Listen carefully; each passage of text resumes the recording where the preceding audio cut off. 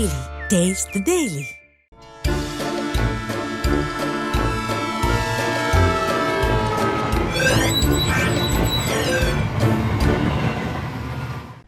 மக்கா வணக்கம் டே. தென்னிந்திய மாநிலங்களில் அதிக அளவு பாலியல் வன்கொடுமையால் குழந்தைகள் பாதிக்கப்படுற மாநிலமாக தமிழ்நாடு இருக்குது. 2023ஆம் ஆண்டுக்கான தேசிய குற்ற ஆவண காப்பக அறிக்கையில் தென்னிந்திய அளவில் முதலிடத்தில் இருக்குது தமிழ்நாடு. கொஞ்ச நாள் முன்னாடி தான் ஐயா ஸ்டாலின் கல்வியில் சிறந்த தமிழ்நாடுன்னு தெலுங்கானா முதல்வரை கூட்டியாந்து நாடகம் போட்டார் பார்த்துக்குங்க. ஆனால் புள்ளி விவரங்களை பார்த்தா அப்படி தெரியல. இங்கே குழந்தைகளுக்கு பாதுகாப்பே இல்லைங்கிறது தான் தெளிவாக தெரியுது. இந்த ஆட்சியை தூக்கி எறியலன்னு சொன்னால் ஐயாவுடைய வீட்டு வாரிசுகள் நல்லா துபாய் அமெரிக்கான்னு ஜாலியாக இருப்பாங்க.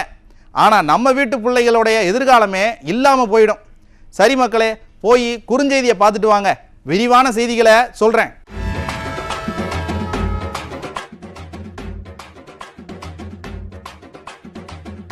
கரூர்ல நடந்த துயரம் ஐயா ஸ்டாலின் கவர்மெண்ட்டை நிலைகுலைய வச்சிருக்கியா?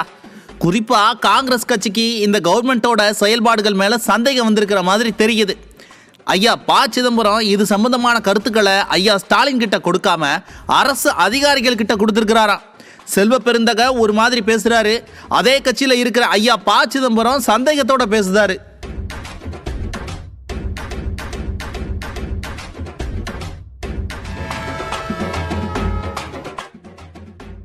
கரூர் துயரம் பத்தி எந்த கேள்வி கேட்டாலும் திமுக காரங்க ஆணையம் விசாரிக்குதுன்னு விசாரணை அறிக்கை வரட்டும்னு சொல்லிட்டு இருக்காங்க.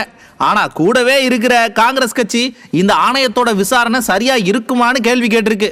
அரசு பணத்துல சலுகையை அனுபவிக்கிறவர் எப்படி சரியா விசாரிப்பாருன்னு கேள்வி கேட்குது. ஆக கம்பி நீட்ட தயாராகி விட்டது காங்கிரஸ் கட்சின்னு நாம சொல்லலப்பா, விவரம் தெரிஞ்சவங்க சொல்றாங்க.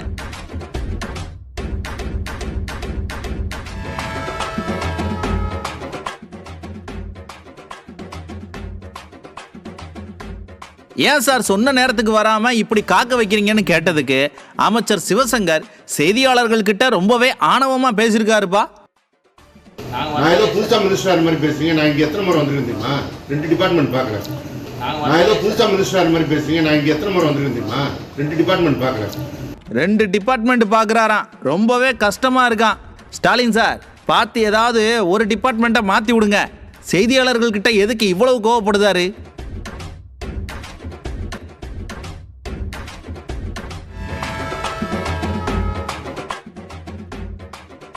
சென்னையில ஒரு இளைஞர் மேல காவல்துறை தொடர்ந்து பொய் வழக்கு போடுறதா சொல்லி அந்த இளைஞரோட அப்பா அம்மா டிஜிபி ஆபீஸ் முன்னாடியே தற்கொலைக்கு முயற்சி பண்ணிருக்காங்கப்பா.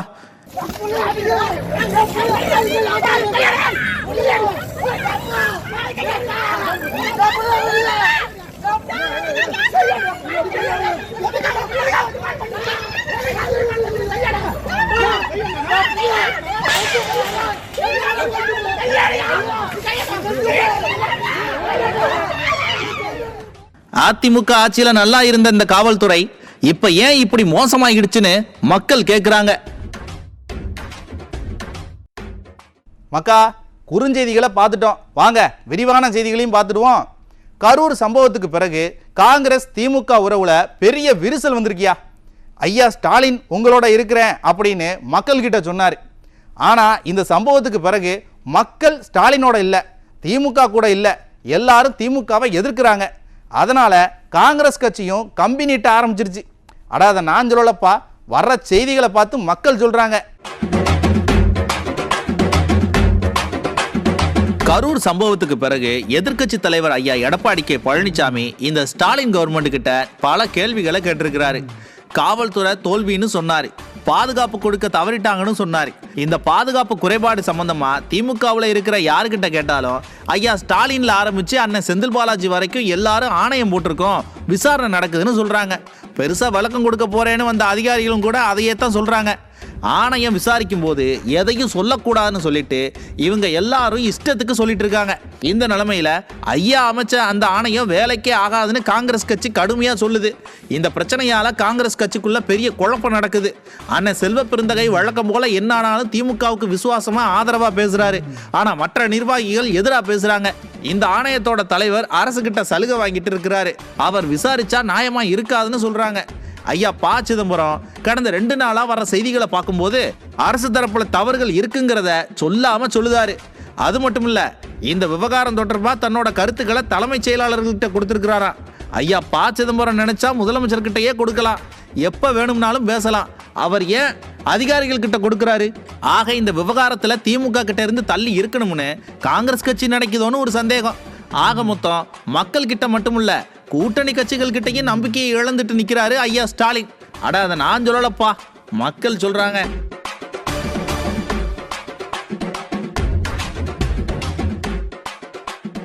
கரூர் சம்பவத்துல இந்த கவர்மெண்ட்டை கேள்வி கேட்கறதே இங்க சட்டம் ஒழுங்கு சந்தி சிரிக்கிறதுனால தான்.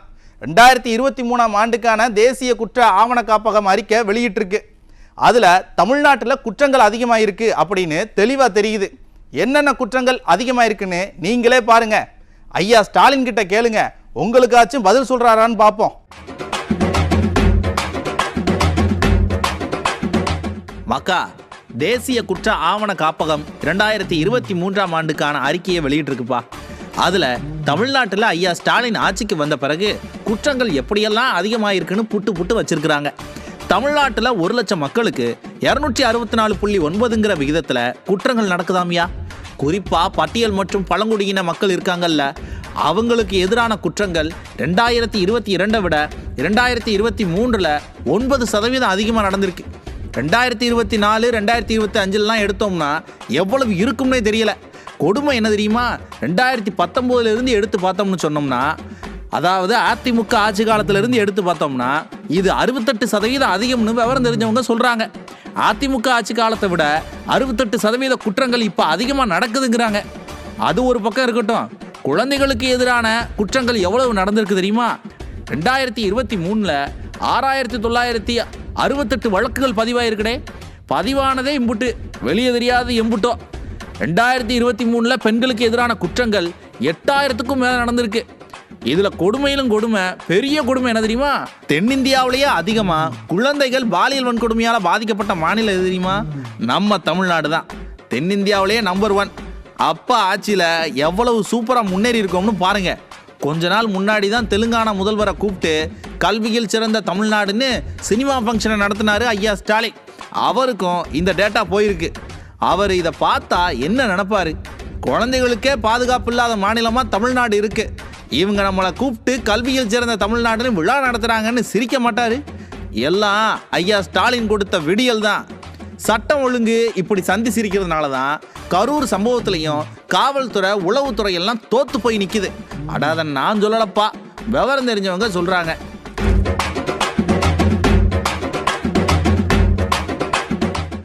அதாவது காவல்துறை மக்களை பாதுகாக்கிறதுல அக்கறையா இருக்கணும்.